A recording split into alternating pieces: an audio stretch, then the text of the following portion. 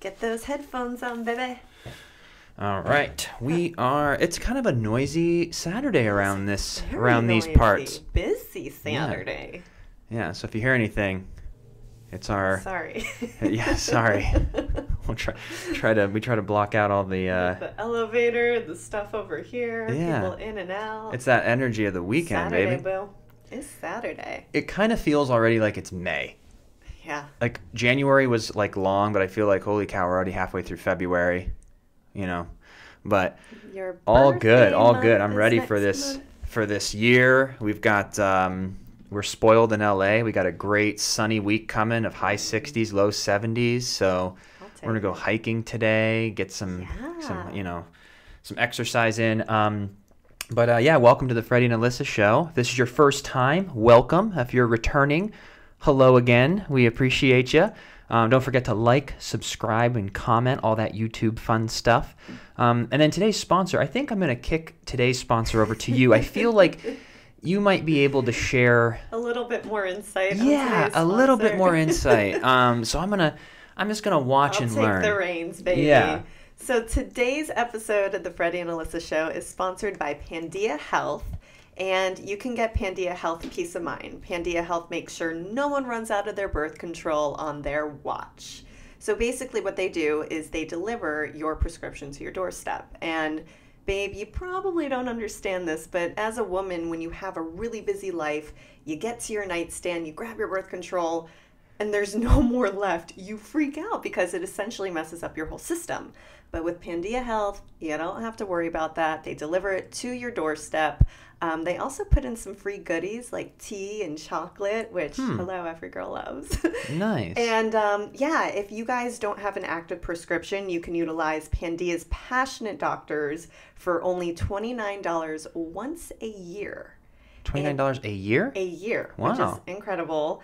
And use AlyssaAndFreddie, and you'll receive $5 off if you decide to use their doctors to get a prescription. So visit pandiahealth.com if you guys want to know a little bit more, but they deliver birth control right to your doorstep so you don't have to stress about it, and that's my kind of company. That's awesome. Well, thank you so much. We always appreciate the support. Always. Thank you, Pandia. So let's hop into the podcast today. I gotta say, today, our schedule, like, we're actually being like real human beings. Like actual real life human beings. Yeah, we're going hiking with some friends, Whoa. and then we're going to dinner later with some friends. Who are we? Yeah, I'm like, what? We're actually being social? I know, it's big for But I'm us. excited. Yeah, Marlon and Camila, we're all gonna go hiking together. Yes. So that's gonna be exciting. I feel like they're they are in way better shape than we are. So I think we'll all be walking. We were all trying to figure something out to do, and we're like, ooh, hiking would be fun, get out of the house. And it was so funny because, like, Marlon was texting back in the thread with, like, a running emoji, and I'm like, uh-oh. What are we doing? They're going to be sprinting up the hill. So, what do you guys got planned for the week? Hold on. I'm going to be carrying you. But that's good. Friends who push us to become better. Yes. So that'll be good. Thanks, Marlon and Camila. We'll see how it goes. Yeah. And then our friends Mike and Arianne, which we just talked about. I cannot believe, because time flies, they're only an hour away. They live in Orange County or in Costa Mesa. Yeah, Orange County. Orange County. And we have not seen them since September 2018. of 2018. We traveled with them. We've traveled with them to so many. We went to Thailand together. Mexico, went to Mexico. Yeah, Arizona. We've taken a few trips with them. So they've been our traveling partners, and so it's interesting though, because even with them, I talk with Arianne all the time, and even if we go times without talking, it's like anytime I see her or chat with her, it's like we just spoke yesterday. And that to me is like the true definition of a friendship. Like, I love and adore them so much, and it's probably going to be our last time seeing them as a party of two, because they're having their little baby in May. She's due. It is raining babies in our lives. Raining babies. My cousin's having her second. She's doing that in May. End of May. Lauren. When does Lauren do? May. May. And Arianne? And Arianne. 3 May babies. That's insane. It's just raining babies. Raining babies.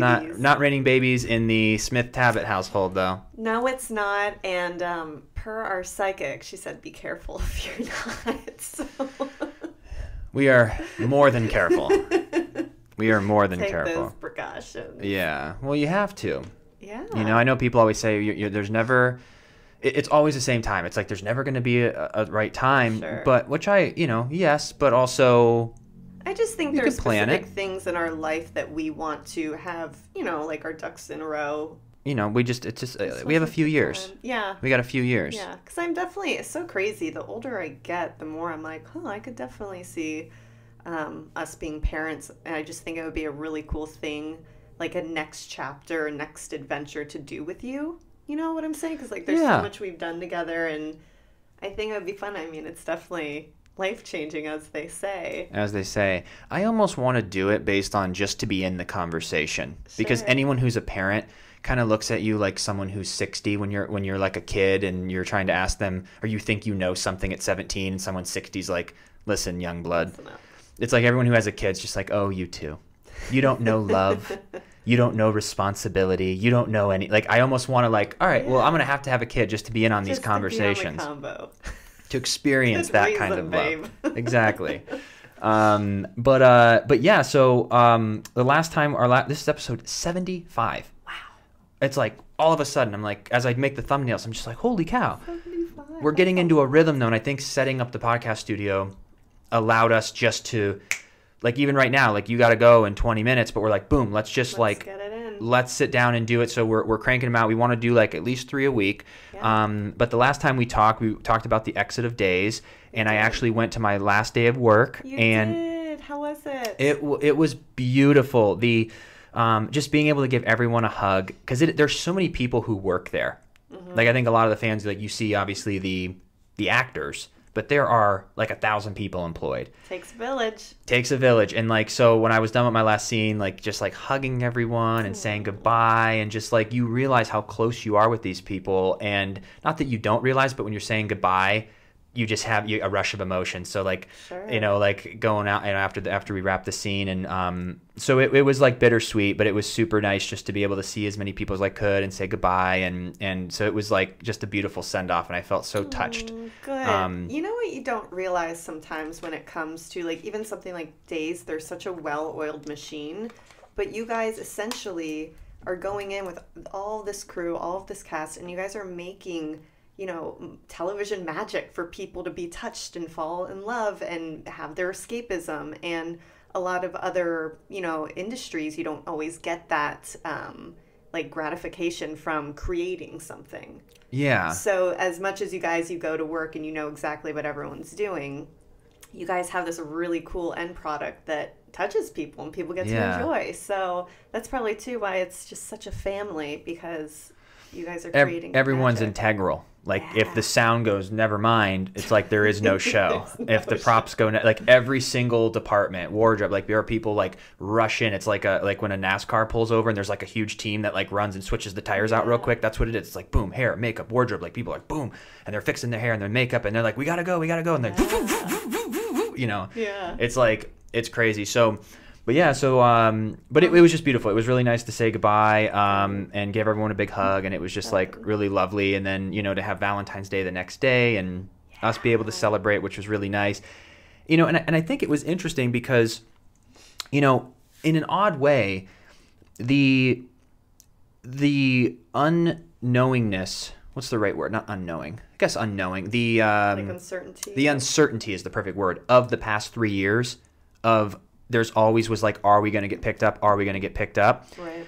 Kind of got us in motion of going, well, if it doesn't, what are we going to do? Yes. So for the past 3 years, we've been taking it really serious of like, what are we going to do? Sure. And I think even in 2014, we kind of saw that because we started hearing a lot of our friends who I looked up to as successful. They had an IMDb page this long. They made a lot of money, but then they're like, you're seeing them and they're just like struggling. And I said, I can't be in this loop the rest of my life it's just not who I am. I can't be like, I'll sleep on the ground if I have to, as long as I can act. Like, I care about having a secure, comfortable life more than I do being like the artist. It just goes hand in hand. So I said, well, what can we do? So we started doing sales and marketing. Mm-hmm. We started learning about personal development. We started learning about multiple streams of income. Yep. And it almost takes the pressure off of the art, which I think art needs to be comfortable and creative. And when you have pressure or desperation, it ruins the creative and the art. And I always wanted to figure out ways to survive outside of the industry where I can control it. Sure. And then act as a hobby where I can control the narrative. If you're at the mercy of agents, managers, casting, producers, shows, then if the audience is going to like it, how did people market it? Yeah. It's too much of a crazy struggle. And also, you take jobs because you need the money. That's terrible. It's horrible. Why not pick jobs that you go, I want to make my career exactly what it needs to be, and you can be picky. So that's what's so beautiful about that. It is, yeah. So we were kind of we were prepared, and we have a million things. A million things going on. 1,000,001. 1,000,001, and we got other stuff that we've just been waiting because I've also bitten off too much before, Sure. And so we were like, let's just be patient, enjoy. And now with the extra time freed up, we're going to be able to do these other things that we want to do. And this is a conversation that we've had too, which is really interesting. I look at it this way, and this is like with any job. This isn't just daytime or acting. Mm-hmm. This is any job. If it's going to come to an end, say the show came to an end or I got let go like I did yesterday, or in a year or in 2 years, the position I'm in right now, I knew was going to come eventually, unless the show goes for 30 more years. So I have to figure out what's next in my life. I either have to figure it out February 2020 or figure it out February 2022. And the only difference between those 2 years is you might have a little bit more in your savings or you might have a little more in investment. Sure. But you're in the same position. I have to figure out my next move either now or in 2 years or in 6 years. It's not guaranteed forever. Yeah. And that's how I just feel like it's a really healthy way of looking at it. Like, I might as well go do it now because all I'm doing is prolonging the inevitable of me having to go audition, book something else, invest, get into real estate, expand the podcast, do whatever else we're going to do. And I saw the same thing happen. My dad got lucky because in our hometown, remember how you used to load coal into ships right there on the lake?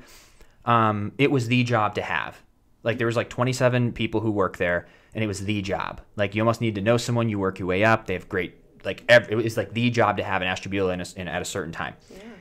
And everyone's like, that's the secure job. It's going to be great. My dad retires in October. 2 months later, they laid off 22 people and kept only the top 5 senior people for like 2 years. And you see this all the time with people who, without bringing up specific examples, but you see people when there's downsizing, when there's new management that comes in, when there's God knows what happens. And I just didn't enjoy the vulnerability of just one source of income. Yeah. Doesn't matter what you do for a living. Yeah. So I think it's wise that we and anyone who else is listening who's like, maybe I should think of an extra stream. It doesn't have to match your income or anything like that. But if it's an extra $500 a month or an extra $2,000 or $300, or it pays your groceries or cell phone bill, like it's a good idea with this day and age, with opportunity just surrounding us, to have some multiple streams of income. Yeah. And you can learn by Googling it and YouTubing it. Everything we know the past 3 years, we have just watched and learned. I learned about Roth IRAs. I learned about 401ks. I've learned about S&P 500 index funds. I've learned about S corporations. I've learned about investing and real estate investing and podcasting and editing and video edit. Like, all this stuff is just on YouTube. Yeah. How to edit a photo. How to invest in an S&P 500. So it's just interesting. So I'm truly blessed and so grateful for all of the outpouring love and support. Like, the amount of people who were like, we're gonna miss them, and all of that was so touching and so nice. And I just really appreciate the support. It just shows just like how much of an impact we made. And I just want all of you to know, because there were a few people who were like, if you need anything, and I appreciate all that. And really, like, that is so kind. People that we haven't even met before in real life are like, hey, if you need anything, let me know. And I appreciate that. But I wanted to let everyone know, too, that though it's a transition, we have been planning for it. And we're not the type in any situation to sit and dwell or ask what if. We just understand that things are what they are. I look back with only good vibes. Yeah. I only see positive, amazing memories. And I harbor no hard feelings for being let go. I understand how things happen, and I just am in a really good place. And I'm excited to continue to bring everything that we're doing to all of you, and to expand and branch out and do some traveling. And you know, that's what was kind of holding us to LA. You know, we didn't do a lot of traveling. We didn't look in other areas because you're not going to commute to work. Sure. To have a little more freedom right now. We tried. Yeah, we tried. It's insane. So yeah, we just have a lot. I'm just in a really good place. So I wanted all of you to know, anyone who was like concerned, that we're in a good place. I feel really good, and I think the 9-week hiatus prep kind of gave us like, I'm almost used to it. Like if it would have been like ended then, it might have felt weird. The fact that we got a little taste of 9 weeks off, I'm like, oh, I got a routine together. We were productive. Now we just basically are back to that. Well, and what's crazy too is when you were on hiatus, we took it as, ooh, let this be a little taste of what it will be like when you aren't working on days, because you weren't planning on staying there forever. You know, we have other aspirations, and we were like, well, let's just see what it would be like. And every day we got to make our own schedule. We got to be creative. We got to get our bodies in check. Like, it was everything that we wanted to do and create and work, that we were just like, this is a really cool schedule. And of course, you know, when you have a work schedule, things that mixed it up a little bit, you know, because you obviously have to follow the schedule you're given. But it's really weird how things work out. I know that, like, in my gut, that the timing, like, you have to trust the timing of your life, and I really believe this is all for a reason. Yeah, absolutely. Like, I truly feel it, and I'm really excited for everything that's to come. We have a lot of, you know, different projects we have been working on. Then now it's like, okay, here's the green light. Like, let's go. Well, you get rid of the complacent feeling and even like the tad, I don't know if it's lazy, but it's just, there's no, you get the luxury of being able to take your time or be a little less urgent. Yep. Like there's certain things that maybe at 4 o'clock we're like, oh, we could film another video, or we could do 10 more emails, but I'm tired. I got to work the next 3 days. Let's just resume what we were going to do in 3 days when I got 4 more days off to focus. Like you kind of almost like don't want to overload yourself. So as much as we do move quickly, there's this like, I'm comfortable, I'm complacent. And you kind of give yourself like, oh, I'm okay. Yeah.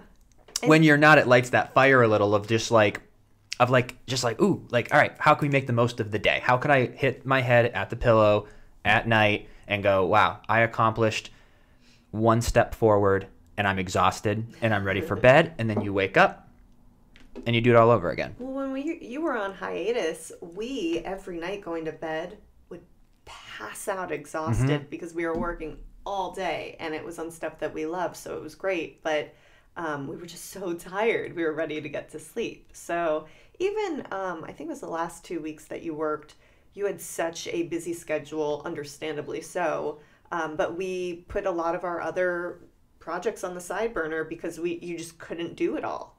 Yeah. You know? So I think it's just really interesting timing with everything, and to let the chips fall where they may. Exactly. Yeah, it's going to be really cool, and it's the beginning of the year.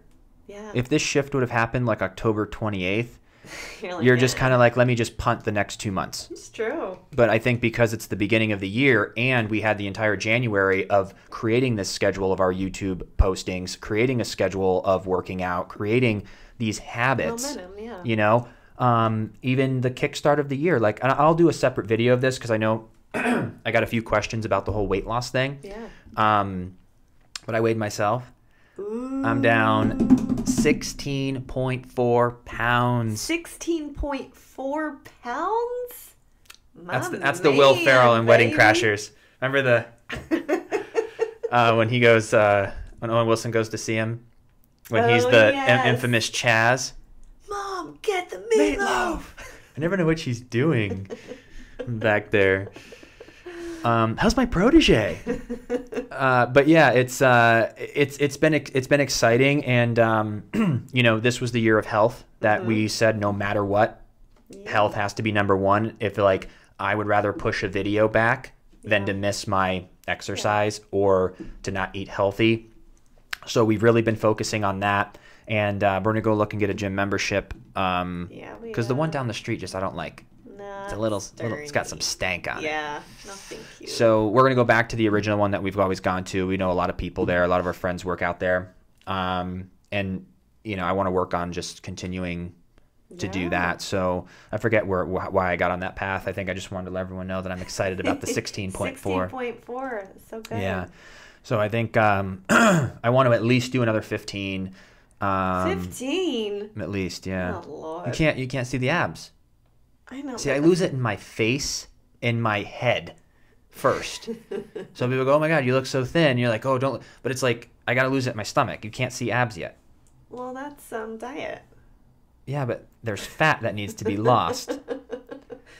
Okay, let's reconvene when you lose like 8 more pounds. My body fat to be an athlete, to be in tip-top athletic shape is around 8 to 10%. I probably started at 25%. I'm probably at like 18% now. I got like 10 more percent to lose. We'll see. That's at least 15, 20 pounds. We'll reevaluate. And I got to add muscle to get the weight back up, okay? So I might have to get down to 160, look extremely thin, but I'll get that vein in my bicep. You always want the vein. Anytime we're watching any action film, you're like, babe, look at the vein. The vein in the bicep.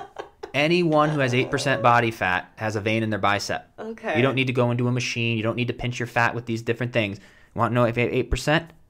Vein. Uh-oh. But I think it's 12% for you. I don't have any veins. 8% men, 12% women.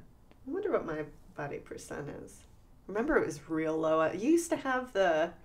Yeah, Mio stole the damn thing. He did steal it. Mio. I don't know how accurate that was, but you can go to that. I think it's called the DEXA scan, but you have metal in your body, so I don't think you can do it. But I can, so we should go to Culver City next week and scan, because it'll show you how much muscle you have, bone, body fat. I'll do it for you. It's crazy, because my esthetician the other day, she was telling me about this like incredible new facial that just came out, and she's giving me all the benefits. I'm like, ooh, that sounds good. She goes, yeah, you just can't have metal in your face. I'm like, oh. Mm-hmm. I go, well, that's me. I can't get it. So, wah. I know. That's all right. Do you ever feel it anymore? I feel like people don't even know.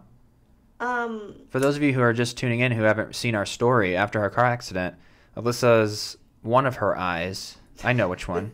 You can tell them. Not really. It looks really good. But you have an entire eye socket that was rebuilt out of metal and cheekbone. Yeah. So half of your face. So if you were ever like, you kind of have like a little like, I mean, it's like. What's that called? Terminator? What's the other guy called? This Sporg? I don't know. The what? The like metal guy. Not Terminator. That's half metal and half human.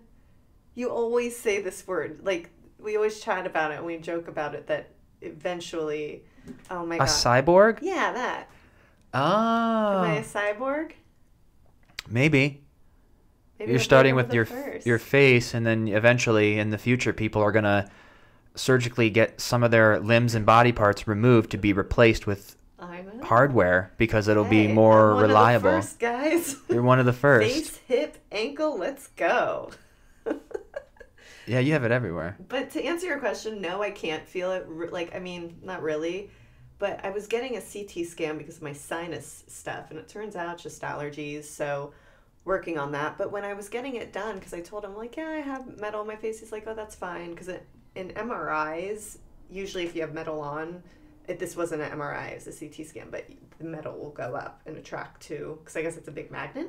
Oh, yeah. So I don't know if... So you would, like, headbutt the top ceiling there? I don't know if that would matter. But when he was doing the scan, maybe it was my anxiety, but I was like, I feel like my metal is, like, going up. Like, it felt just different, and I was like, oh, my gosh. But it's fine. I'm alive. Yeah. Didn't do anything. So what are they going to do, then, with your allergies? I don't know. Is it just... It's never stopped, though, right? Per season? No, and so my doctor did a blood test on me, my ENT, and she said I was allergic to, it's like dust mites and like a certain mold. I think it's called Alternera maybe. And then also my cat allergy showed up as well, and there was some other little things. But she's basically saying the main one is this like dust mite thing, or the dust. And so she told me about a pill called Odactra, and basically it's immunology therapy, I think that's what it's called. So they try and give you what you're allergic to so that your body becomes immune to it. However, when you take the first one, you have to go into their office and take it so you don't go into shock and die. And that just seems like too stressful for me. But I bet you that's just a precaution. I don't think they give you a dose so high because you're already getting micro doses of it. What if I'm the one that I'm like the anomaly? I don't want that. Well, then what's the other option? Anxiety's worse enough. So I'm gonna try some more antihistamines and like nasal sprays. But isn't that just preventative? Or not preventative? That's just like a Band-Aid. I guess. I don't know. Because if it helps, basically my main issue is I have inflammation and I can't breathe. I always have a stuffy nose. It's really bad though at night. Like when I wake up in the morning, I'm always just like, gotta like blow my nose and stuff. But yeah, I'm gonna try that stuff first. Otherwise, there's always surgery, but I don't really want to do that. I don't. Surgery's not gonna do anything. And she even said, she's like, that's elective, huh? Surgery. What would surgery do? I don't know. I just don't know. But I'm like, so I have to live like this? Like, there's gotta be. You gotta do microdose. I don't know, but I'm gonna try some other things first. And I wouldn't mind doing some more research about natural approaches because I was looking up last night and this one guy was basically saying that, even having like filters in your house and making sure you have the right bedding and all of that kind of stuff because it is a controlled environment if I have indoor allergies too. So And that's where the dust mites are? Supposedly. So do we have to just dust more? They say when I dust that I have to wear a mask, so I guess I'll leave it up to you to do the cleaning. Yeah. My allergies won't let me, baby. It's a good excuse. So we'll see. I'll keep you posted, but at the current moment, not loving it. Yeah, it's been a while. Well, at least you got a scan, though, to figure out. At least it's nothing, like no sketchy underlying issue that needed surgery. Yeah.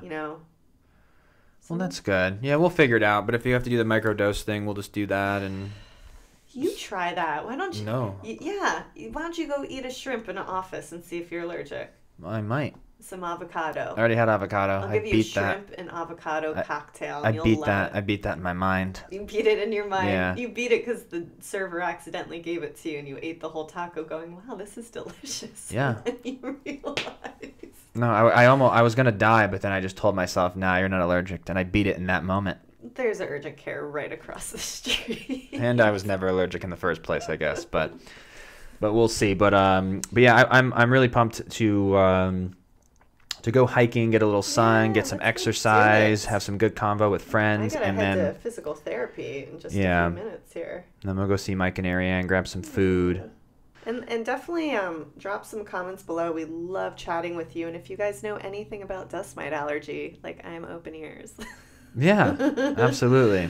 So we'll be talking to you soon, and then we'll keep you up to date with everything. But we appreciate you. Have a really fun day, regardless of what day you're watching this. And we love you. We appreciate you. And until next time.